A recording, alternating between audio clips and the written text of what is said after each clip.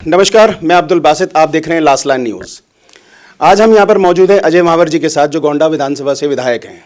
आज हम इनकी उपलब्धियों के बारे में इन्हीं से बातचीत करेंगे।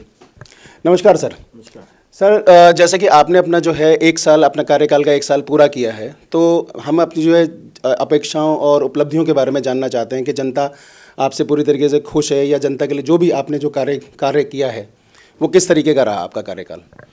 देखिए, मेरा पहला साल पूरा हुआ है और सबसे पहले तो शपथ लेते ही हमारे क्षेत्र में भीषण दंगे हो गए और उस दंगे में काम करना अपने आप में एक बड़ा काम था। सामाजिक सौहार्द को बनाए रखना, अनेक ऐसे परिवारों की ज़िंदगियां बचाने का काम मैंने किया है।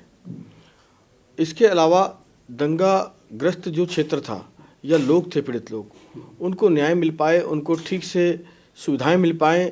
जिनकी दुकानें जल गई, जिनको व्हीकल्स जल गए, जिनकी नौकरियां चली गई, उसका भी संभाल करने का काम एक क्षेत्र के विधायक के नाते मैंने किया है।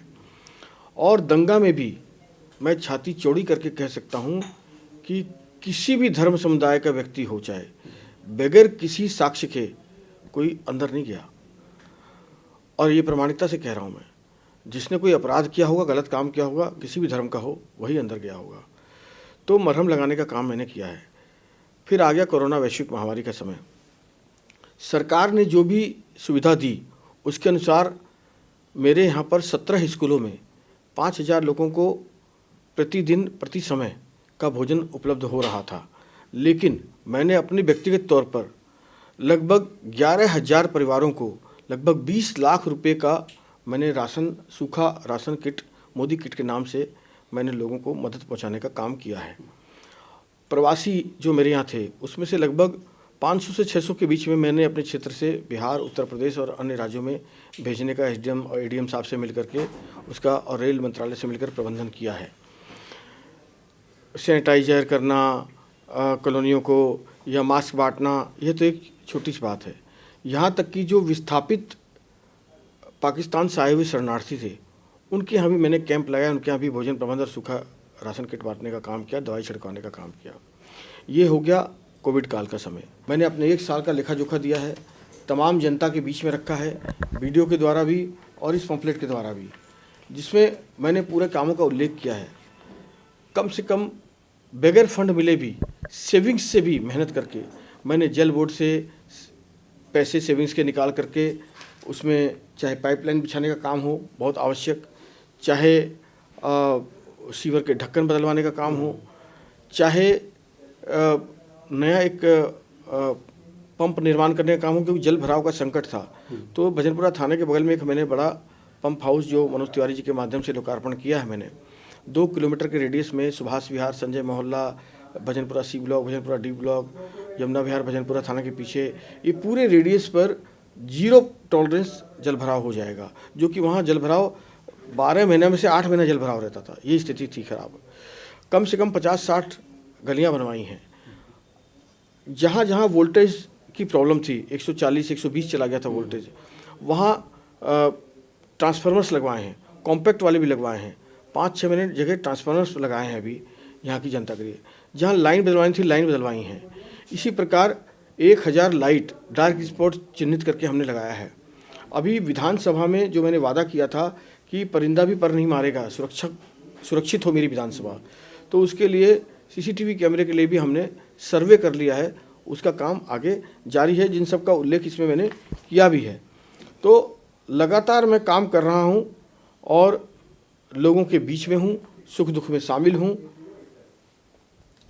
तो सर, जैसा कि नॉर्मली देखा गया है कि लोग जो है विधायक से या एमपी वगैरह से अपने संतुष्ट नहीं होते, तो आपको कैसा लगता है कि जिनकी भी जो यहाँ की जनता, जो उनकी जितनी भी अपेक्षाएं रही होंगी, या जो हो सकता है आपसे कुछ लोग नाराज़ भी रहे हों, तो उनकी नाराज़गी के लिए ज़रूरी नहीं है, जैसे आप बीजेपी से विधायक हैं तो यहाँ पर आम आदमी पार्टी के भी हैं, कांग्रेस के भी चाहने वाले हैं, तो ऐसा कुछ देखने को मिला कि भाई आपने जो है सिर्फ बीजेपी वालों के लिए काम किया हो या कांग्रेस के लिए, या सबको, पूरी जनता को आपने समान जो है लेकर चलने के हिसाब किताब किया हो? देखिए, जीतने के बाद मैं सबका विधायक हूँ। मेरे लिए न कोई पार्टी है, न धर्म है, न मजहब है। मेरे लिए सब मेरा परिवार है। 2.25 लाख वोटर हैं और लगभग 3 लाख का पूरा मैं परिवार मानता हूँ, बच्चों समेत।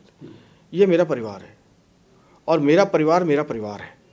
मैं इसको अपने से अलग नहीं कर सकता, किसी और खाँचों में नहीं डाल सकता, और इनका सुख दुख का भागीदार मैं हूँ और हर सुख दुख में शामिल होने का प्रयास करता हूँ।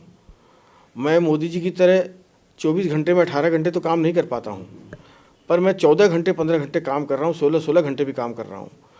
और मुझे लगता है कि मेरे जितनी जी में जान है, मैं तो कोई कोताही आलस्य प्रमाद रखता नहीं। मेरे यहाँ 2 कैंप कार्यालय भी चल रहे हैं। मूल कार्यालय यहाँ से चल रहा है, करतार नगर पुश्ते पर मेरा एक कार्यालय चल रहा है, फतेह सिंह बार गोंडा पे मेरा कार्यालय चल रहा है। वहाँ प्रतिदिन शुक्रवार के दिन, जुम्मे के दिन मैं वहाँ बैठता हूँ। और मुझे लगता है मेरी पीपल कनेक्टिविटी बहुत है, क्योंकि सुख दुख में 90% मेरी पहुँच हो रही है।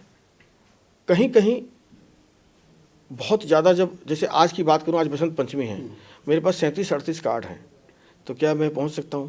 मैं नहीं पहुंच सकता। मैं 10 जगह 5 जगह पहुंच सकता हूं, बाकी सबको तो यहां से शुभकामना दे सकता हूं।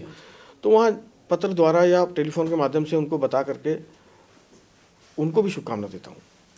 चलिए, मैं अभी आखिरी सवाल जो ये पूछना चाहूँगा कि अभी जो हड़ताल, जो एमसीडी की हड़ताल चल रही थी, जिसकी वजह से काफ़ी जगह जो है बहुत ज़्यादा लोगों ने जो परेशानियों का सामना करना पड़ा उनको, और उसके बाद हड़ताल समाप्त हुई और कूड़ा वगैरह जो उठा लिया गया, तो फ्यूचर के अंदर ऐसी कोई परेशानी ना हो और लोगों को इस तरीके की परेशानी का सामना ना करना पड़े, तो इसके लिए कोई आपने कोई ठोस कदम वगैरह उठाए हैं जो आप जो है निगम के साथ मिलकर कुछ अच्छी तरीके से कार्य करा सकें? देखिए, मैं भाजपा का विधायक होते हुए भी एक प्रशंसा शीला दीक्षित की करना चाहता हूँ कि उन्होंने एक पॉलिटिक्स की रॉयल्टी रखी हुई थी। वो विपक्ष का भी सम्मान करती थी और कभी भी छोटी राजनीति उन्होंने नहीं की, फंड रोकने जैसा, सफाई कर्मचारियों को पैसा रोकना जैसा। जिस कोविड काल में एमसीडी के लोगों ने, डॉक्टर्स ने मदद की, सफाई कर्मचारियों ने मदद की, शिक्षकों ने राशन बांटा, वो कोरोना वॉरियर्स रहे, उनका कंट्रीब्यूशन है इस सोसाइटी में।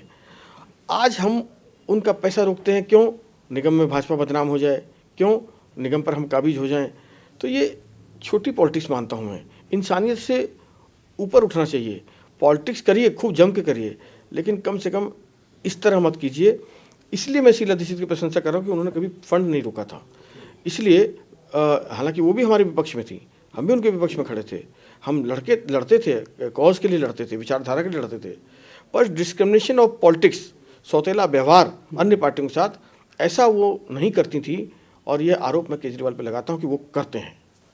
तो अब मतलब ऐसा फ्यूचर में देखने को मिलेगा, शायद ना ऐसी कोई परेशानी का सामना जो है पब्लिक को ना करना पड़े। हम अपनी तरफ से कटिबद्ध हैं। चलिए, बहुत बहुत धन्यवाद सर, आपने अपना कीमती समय दिया।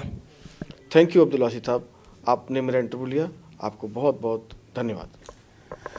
तो ये थे हमारे विधायक अजय महावर जी, जिनसे हमने जो है काफ़ी चीज़ों के बारे में चर्चा करी, और फ्यूचर में भी जो है किसी तरीके की कोई परेशानी न हो, सबका साथ सबका विकास जो है, जिस तरीके से बीजेपी की धारणा है उसी पे जो है ये चलेंगे, और फ्यूचर में लोगों को किसी भी तरीके की परेशानी नहीं होगी।